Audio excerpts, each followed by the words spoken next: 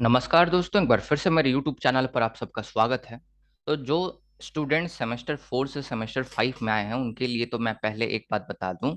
देखिए, जितने भी सेमेस्टर 5 के क्लासिकल पॉलिटिकल फिलॉसफी के सिलेबस हैं, सबके सब पे मैंने लेक्चर्स अपलोड कर दिए हैं ऑलरेडी। वह पहले वेस्टर्न पॉलिटिकल थॉट हिंदी नाम के एक प्लेलिस्ट में थे। अब मैंने एक नया प्लेलिस्ट भी क्रिएट कर दिया है क्लासिकल पॉलिटिकल फिलॉसफी के नाम से फॉर सेमेस्टर 5। और साथ ही साथ मैं एक अपना वेबसाइट भी लॉन्च कर रहा हूँ 4-5 दिन के अंदर। वहां पर as per the syllabus in sequence आपको सभी लेक्चर्स मिल जाएंगे, सभी जो नोट्स होते हैं शॉर्ट फॉर्म में, क्योंकि जो आंसर राइटिंग के नोट्स होते हैं वह सेमेस्टर 5 और 6 के लिए पेड हैं। सेमेस्टर 4 तक लगभग सभी नोट्स आपको फ्री में अवेलेबल कराए जाते हैं। सेमेस्टर 5 और 6 के लिए पेड है आंसर राइटिंग के। जो शॉर्ट नोट्स होते हैं जिससे मैं लेक्चर बनाता हूँ वो आपको फ्री में अवेलेबल करा दिए जाएंगे। तो ये सब जो लेक्चर्स हैं ये सब पहले से अवेलेबल हैं। मैं आपको लिंक डिस्क्रिप्शन बॉक्स में दे दूंगा। अब ये मैंने एक पहला ई बुक बनाया है। पहले क्लासिकल पॉलिटिकल फिलॉसफी का मेरे पास नोट्स था पिछले साल जो बच्चों ने सेमेस्टर 5 दिया है। उनके मार्क्स बहुत अच्छे आए हैं सेमेस्टर 5 सेमेस्टर 6 दोनों में। बहुत सारे स्टूडेंट्स ने तो बहुत बड़े बड़े कॉलेजेस से बहुत अच्छे सीजीपीए प्राप्त किए। उतने सीजीपीए मेरे नहीं थे। मेरा 7 से ऊपर है, 8 से कम है सीजीपीए मेरे ग्रेजुएशन में। पर कुछ कुछ स्टूडेंट्स ने तो 8 से ज्यादा सीजीपीए लाया है, कुछ कुछ ने तो 9 भी लाया है। असम यूनिवर्सिटी के कुछ स्टूडेंट्स हैं, उन्होंने 9 भी लाया। पता नहीं 9 कैसे दे दिया, ये तो मुझे नहीं समझ में आया। बट कुछ कुछ डीयू के स्टूडेंट्स हैं, उनका 8.4 8.5 आया है। सेंट जेवियर्स कॉलेज रांची के बच्चों का 8.5 आया, जो कि बहुत बड़ी बात है। तो ये जो ई बुक है ना, इसमें मैंने नया क्या ऐड किया है। तो पहले जो स्टूडेंट्स थे वो थोड़े मेहनती थे। अब मुझे नहीं पता कि इस साल बच्चे मेहनत करेंगे कि नहीं करेंगे। तो पहले मैंने कॉन्सेप्ट बताया था, कॉन्सेप्ट के सभी लेक्चर नोट्स अवेलेबल थे। पर आंसर्स जो है ना, स्पून फीडिंग की तरह मैंने उनको लिख के नहीं दिया था कि देखो ये क्वेश्चन पूछा जाएगा, इसका ऐसे आंसर तुमको लिखना है। उन्होंने आंसर जो है नोट्स की मदद लेकर खुद से बनाया था। यहाँ पर एक्सप्लिसिटली एकदम साफ तौर पर आंसर्स मेंशन किए गए हैं। तो यहाँ पर आपको एग्जामिनेशन पर्सपेक्टिव से जितने भी टॉपिक्स हैं सभी टॉपिक्स मिल जाएंगे। क्वेश्चन आंसर आपको मिल जाएंगे। अब ऐसा नहीं है कि मैं ऐसे नहीं कभी नोट्स बनाता कि यहाँ मैं क्वेश्चन लिख रहा हूँ, यहाँ मैं उसका आंसर लिख रहा हूँ। मैंने क्वेश्चन एक जगह दे दिया, कॉन्सेप्ट के रूप में मैंने सारे टॉपिक्स दे दिया। अगर मैकियावेली का ह्यूमन नेचर पर पूछा जा रहा है क्वेश्चन, तो मैकियावेली का ह्यूमन नेचर आपको आंसर में लिखना है। मैं ये कभी गाइड के तौर पर नहीं बनाता चीजों को। ई बुक है, कॉन्सेप्ट के लिए है, यूपीएससी तक में आपको ये काम देगा। मैं उस पर्सपेक्टिव से इसको बनाता हूँ, मैं अभी आगे बता रहा हूँ। इसमें इंपॉर्टेंट और पास्ट ईयर जितने भी पेपर्स हैं सब इसमें इंक्लूडेड हैं, टॉपिक वाइज, प्लेटो पर फिर एरिस्टोटल पर। उसके बाद सभी आंसर्स हैं इसमें, आपको मैंने बताया। और डिटोल की तरह 99.9% प्रोबेबिलिटी की क्वेश्चन यहीं से आएगा। और ये कॉमन सेंस की बात है कि क्वेश्चन इससे बाहर फ्रेम कहाँ से करेंगे, तो यहीं से देंगे और कहाँ से देंगे, इससे बाहर क्वेश्चन ही नहीं बनेगा।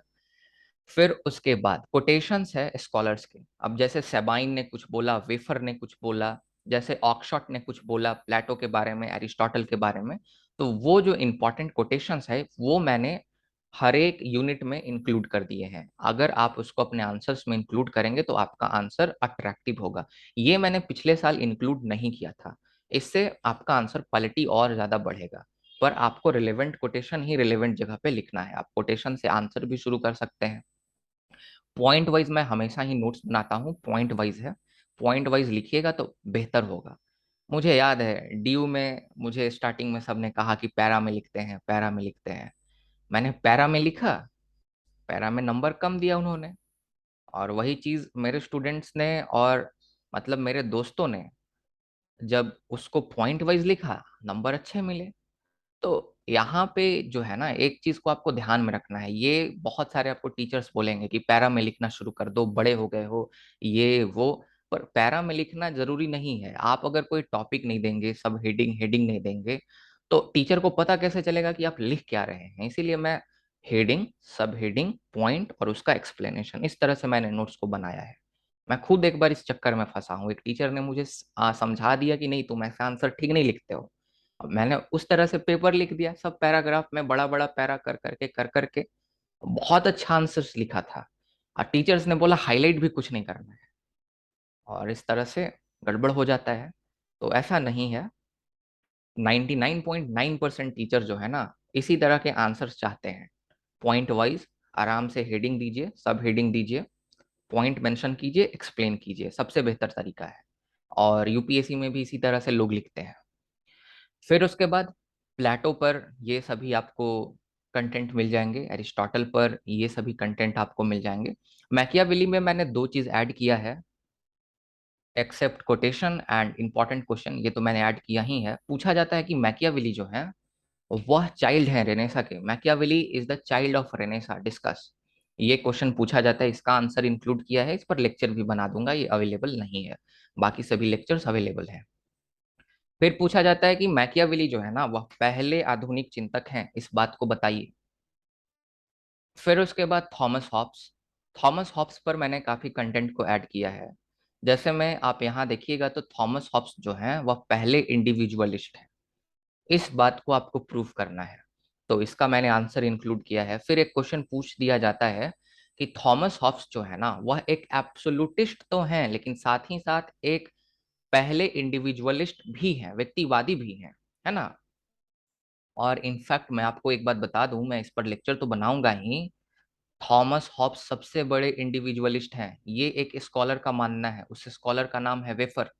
वेफर मानते हैं कि थॉमस हॉब्स से बड़ा कोई इंडिविजुअलिस्ट है ही नहीं।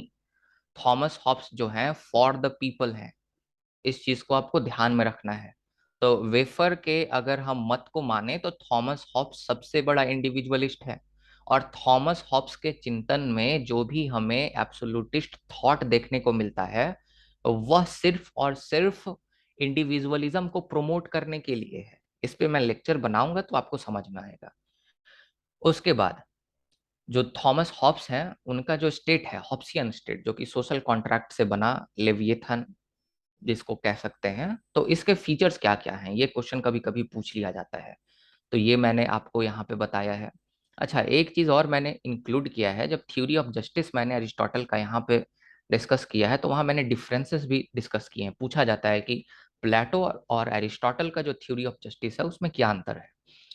उसके बाद जॉन लॉक, जॉन लॉक में भी मैंने काफी चीजों को डिस्कस किया है, यहाँ ऐड किया है। जैसे क्रिटिसिज्म मैंने रोबोट फिल्मर का पहले वाले नोट्स में नहीं रखा था, इसमें रखा है। लॉकियन स्टेट के फीचर को डिस्कस किया है। फिर एक कंपैरिजन है हॉब्स और लॉक के बीच में, सिमिलैरिटी और डिफरेंसेस को ड्रॉ किया है। और इसका मैंने तो लेक्चर भी आज मैं 18 तारीख को वीडियो बना रहा हूँ, 18 सितंबर को, आज ही इसको अपलोड किया है, तो आप उसको भी जाकर देख सकते हैं। बहुत ही इंसाइटफुल वीडियो है, आपको बहुत ही पसंद आने वाला है। ये आपके नोट्स हो गए, आप अगर देखिएगा ये तो अलग अलग जो नोट्स हैं, तो इस तरह से आपको नोट्स देखने को मिलेंगे। ये बहुत लंबा है, ये कम से कम आपका 200 पेजेस से अधिक का है। सभी लेक्चर्स सभी में अच्छे से नोट्स बनाए हुए हैं, आप देख सकते हैं। नए नए नोट्स भी आपको देखने को मिल जाएंगे इसमें। एक्सपेक्टेड क्वेश्चन है, कोटेशंस है, सभी चीज़ आपको इसमें, जैसे कोटेशंस हो गए, सब चीज़ आपको देखने को मिलेगा। मैंने गाइडेंस भी दिया है कि कैसे आंसर को प्रोसीड करना है, कैसे क्या करना है। तो मुझे उम्मीद है कि आपको ये ई बुक अच्छा लगेगा, आप इसका लाभ उठा पाएंगे। M entrance examination, UGC NET, UPC, जो यूपीएससी ऑप्शनल पेपर है उसमें भी कुछ हद तक 50% तक आपको काम आएगा बेसिक समझने में। बेसिक के आप कुछ क्वेश्चंस भी अटेम्प्ट कर सकते हैं इसको समझ के। 23 सितंबर तक आप इसको पुराने प्राइस में ही खरीद सकते हैं। और जो स्टूडेंट्स ने पिछले 4-5 दिनों में इसको खरीदा है प्लीज एक बार टेक्स्ट कर दें। मैंने आपको बोला था कि मैं नया वर्जन आपको उपलब्ध करा दूंगा, 100 रुपीज उन्होंने पहले पे कर दिया है, तो उनको मैंने पुराना वाला भेज दिया है, बोला था नया वाला दे दूंगा। तो अभी इसको 150 नहीं, सिर्फ 100 रुपीज में आप इसको परचेस कर सकते हैं, अवेल कर सकते हैं। ये सेल है, मान सकते हैं आप एक तरह से।